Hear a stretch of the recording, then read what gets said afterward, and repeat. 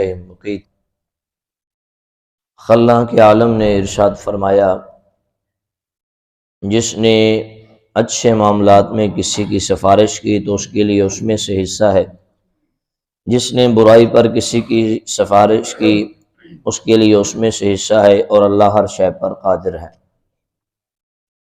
اس آیہ کریمہ میں سفارش کے معاملات پر ذکر ہو رہا ہے۔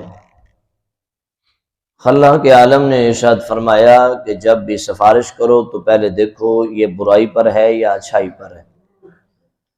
اچھے معاملات میں اگر تم سفارش کرو گے تو تم اس پر بھی ثواب کے مستحق ٹھہرو گے، اگر برائی پر سفارش کرو گے تو تم بھی اس میں برائی پاؤ گے، اور اللہ جزا و سزا ہر معاملے پر قادر ہے۔ آج کل سفارش بھی ہمارے معاشرے کے اندر ایک المیہ بنتا جا رہا ہے۔ جس کی سفارش کرنی چاہیے حقدار کی، اس کی سفارش نہیں ہوتی، جس کی نہیں ہونی چاہیے اس کی ہو جاتی ہے۔ بہت سارے لوگ کرتے بھی ہیں اور کچھ سفارش کو بطور رشوت کرتے ہیں۔ عجب سے معاملات چل پڑے ہیں، جو مستحق ہیں وہ روڈوں پہ روتے روتے دنیا سے چلے جاتے ہیں، ان کو کوئی سفارش کرنے والا، کوئی پرسان حال نہیں ملتا، کوئی ان کو نوکری یا رزق کے اسباب کے لیے سامنے نہیں آتا، اور ایک طرف وہ ہیں جو پہلے سے ٹھیک ہیں لیکن ان کی سفارش کے لیے لائنیں لگی ہوتی ہیں۔ عجب سا نظام ہے میرے بھائیوں، بزرگوں، نوجوان دوستو۔ سفارش ایسے انسان کی جو واقعی اس کے قابل ہے، غریب ہے، نادار ہے، اس کے گھر میں کوئی ایسا نظام نہیں ہے، تو ضروری جانچ پڑتال کر لینی چاہیے، اور اس کے بعد ہمیں مخلصی رب کی رضا کے لیے اگر اس کی سفارش کرنے سے اس کا رزق چل سکتا ہے تو ہمیں سفارش کرنی چاہیے، لیکن برائی کے کام پر نہیں۔ مثلا کوئی کہتا ہے جی میں سینما گھر میں جانا چاہتا ہوں، مجھے ٹکٹ کوئی نہیں دے رہا تو مجھے سفارش کر دیں، تو ایسی سفارش حرام ہے۔ کسی کو شراب نہیں مل رہی تو وہ کہتا ہے میری سفارش کر دیں، مجھے شراب مل جائے تو ایسی سفارش کرنا حرام ہے۔ کسی کو افیم چرس نہیں مل رہی تو سفارش کر دیں کہ وہ مل جائے تو یہ حرام ہے۔ کوئی بھی برائی کے راستے پر آپ سے سفارش چاہتا ہے تو آپ کی رسائی ہے یا نہیں ہے، بات کی بات ہے، کسی معاملے پر آپ ان کی ذرہ برابر بھی رہنمائی نہیں کریں، ورنہ جتنا وہ گناہگار ہوگا اتنے ہی آپ بھی گناہگار ہوں گے۔ اور اچھے معاملات جہاں بھی ہوں، نیک معاملات ہوں، رزق کا معاملہ ہو، کسی اور جگہ کا معاملہ ہو، تو آپ اگر کر سکتے ہیں سفارش تو ضروری معاملات کو دیکھ کر سفارش کرنی چاہیے، کیونکہ ہمارے معاشرے میں اب نوکریاں وغیرہ یہ ساری چیزیں بکنے لگ گئی ہیں بطور رشوت۔ جس کے پاس لاکھوں روپے ہیں وہ برسر روزگار ہے، جس کے پاس پیسے نہیں ہیں وہ روزگار نہیں ہو سکتا، یہ اس کا قصور ہے۔ جو لاکھوں روپے دے کر جیبیں گرم کر سکتا ہے اس کو ہر نوکری اس کے لیے فراہم ہے، جو بیچارہ مستحق ہے اس کے پاس میرٹ سب کچھ ہے لیکن پیسے نہیں ہے، وہ پاکستان میں اس بات کا حقدار نہیں کہ اس کو نوکری ملے۔ وہ کچھ لوگ ہیں نیک آج بھی جو ایسا نہیں کرتے، لیکن اکثریت پہ ایسا ہی مسئلہ چل رہا ہے۔ اللہ پاک ان کو ہدایت عطا فرمائے اور ہمارے معاشرے کو اللہ پاک حسن اخلاق عطا فرمائے۔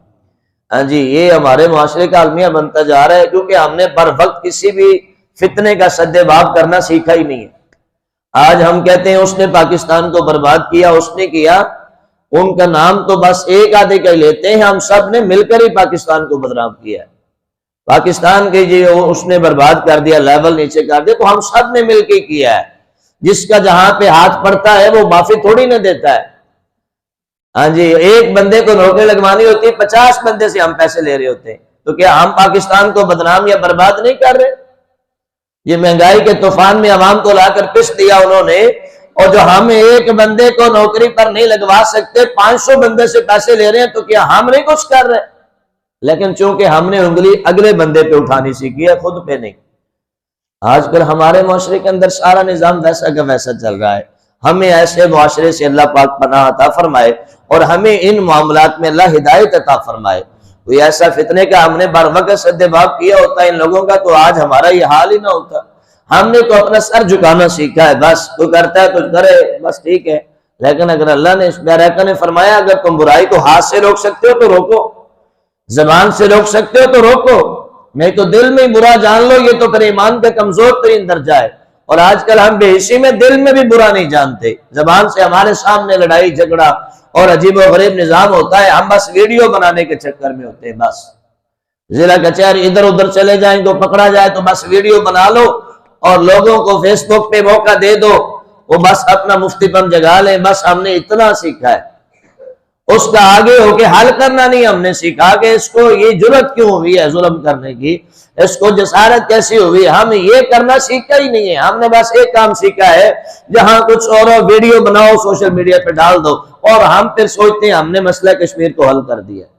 ہمارے معاشرے کی بس یہاں تک سوچ آ گئی ہے کہ بس ویڈیو بنانی ہے، ادھر سے بندہ ایکسیڈنٹ سے تڑپ رہا ہوتا ہے، ادھر سے ویڈیو بن رہی ہوتی ہے، دل دہلا دینے والی ویڈیو، دل تھام کر دیکھیں، بچے نہ دیکھیں، عورتیں نہ دیکھیں، چھوٹے دل والے نہ دیکھیں، بڑی خطرناک ویڈیو۔ اس کو پانی کوئی نہیں پلا رہا، اس کو اٹھا کے کوئی نہیں بٹھا رہا، اس کو ہاسپٹل کوئی نہیں لے جا رہا، بس ویڈیو سارے بنا رہے ہیں، یہ مر کیسے رہا، یہ تڑپ کیسے رہا ہے، سکون کیسے بہ رہا ہے۔ بس یہ چیز ہمارے معاشرے میں رہ گئی۔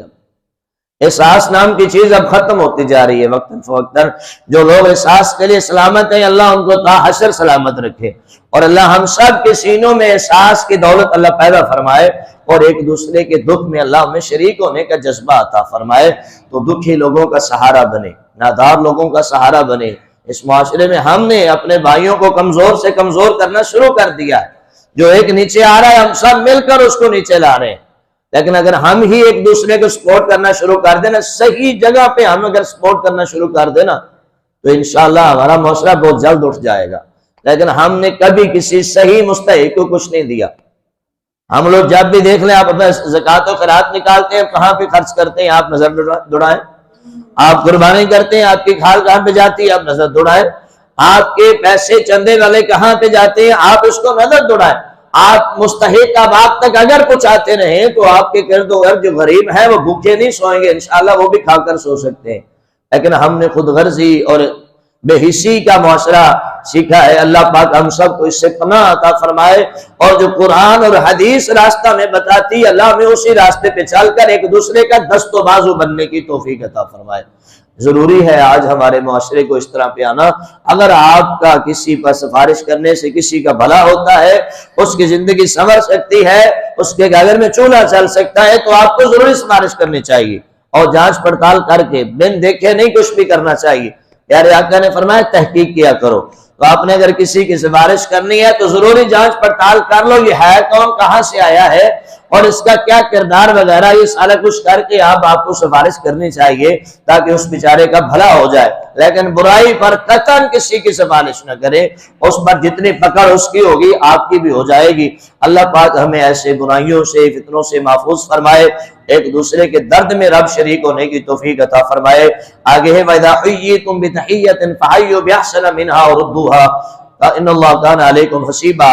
اللہ فرماتا ہے جب تمہیں کوئی سلام کرے تو تم اچھے انداز میں جواب دو، یا اسی کی طرح لٹا دو، بے شک اللہ پاک ہر شے پر حساب لینے والا ہے۔ یہاں پر سلام ہے کہ جب آپ کو کوئی سلام کرے تو آپ اس کا جواب دو۔ وَإِذَا حُيِّيتُم پہلے تھا اسلام سے پہلے عربی جب ایک دوسرے کو ملتے تو کہتے حیاک اللہ، اللہ تجھے زندہ رکھے۔ اسلام نے آ کر بتایا کہ حیاک اللہ کی بجا السلام علیکم ورحمۃ اللہ، یعنی اللہ تمہیں سلامتی عطا فرمائے۔ حیاک اللہ کی نسبت السلام علیکم ورحمۃ اللہ زیادہ اچھا ہے، اس لیے کہ صرف زندہ رہنا اس میں تو مصائب و آلام بھی ہے، اس میں تو مصیبتیں تکلیفیں بھی ہیں، لیکن سلامتی والی زندگی اس میں اللہ پاک ہر چیز سے پناہ عطا فرما دیتا ہے، پرسکون زندگی عطا فرما دیتا ہے۔ ہمیں سلام کرنا چاہیے، لیکن کوئی پڑھ رہا ہو، کوئی تسبیح پڑھ رہا ہو، کوئی قرآن پڑھ رہا ہو، کوئی نماز پڑھ رہا ہو، کوئی بھی اپنے کاروبار میں بیٹھا ہو، تب ہم سلام نہیں کریں گے۔ ہمارے یہاں اکثر یہ تسبیحات ہم پڑھتے ہیں نا ختم پہ، تو باہر سے جو آتا ہے السلام علیکم ورحمۃ اللہ، السلام علیکم ورحمۃ اللہ، ادھر لوگ سنتے پڑھ رہے ہیں تو باہر میں السلام علیکم ورحمۃ اللہ، اس حالات میں سلام نہیں کرنا چاہیے۔ اگر کوئی کر بھی دے تو ہمیں اس کا گریبان بھی نہیں پکڑنا چاہیے، ہم پر جواب دینا لازم نہیں ہے۔ آپ سکون سے اپنا پڑھتے رہے، کوئی کھیل کھیل رہا ہے، کوئی جوا کھیل رہا ہے، کوئی شطرنج کھیل رہا ہے، تو ان لوگوں کو سلام کرنے کی ضرورت نہیں ہے۔ سلام ان کو کریں جو دنیاوی باتیں وغیرہ کر رہے ہیں یا ایسے بیٹھے ہوئے، ہمیں سلام کرنا چاہیے، اور ہمیں سلام کا جواب سلام کرنا سنت ہے، سلام کا جواب دینا فرض ہے۔ اگر کوئی سلام کا جواب نہیں دیتا اتنا ہی پوچھا جائے گا جتنا نماز چھوڑنے پر پوچھا جائے گا۔ آج کل ہم سلام ایک دوسرے کو اس ڈر سے نہیں کرتے کہ یار اگر اس نے جواب نہ دیا تو یہ گناہ گار ہو جائے گا. ہمیں پتہ ہی نہیں ہوتا، ہمیں کوئی سلام کر گیا ہے اور ہم اس کا جواب نہیں دے کر اتنے ہی گناہ گار ہوئے جتنا نماز چھوڑ کے گناہ گار ہو رہے. تو فرض تو فرض ہی ہوتا ہے، لہٰذا سلام کرنا سنت ہے، جواب دینا فرض ہے. لیکن تب جب آپ فراغت میں ہیں، جب آپ قرآن پڑھ رہے ہیں پھر آپ کو دینا کوئی فرض نہیں، جب آپ تسبیحات پڑھ رہے ہیں تب آپ کو دینا کوئی فرض نہیں، جب آپ کسی ایسے معاملے میں مصروف ہیں پھر آپ کو جواب دینا کوئی فرض واجب نہیں ہے.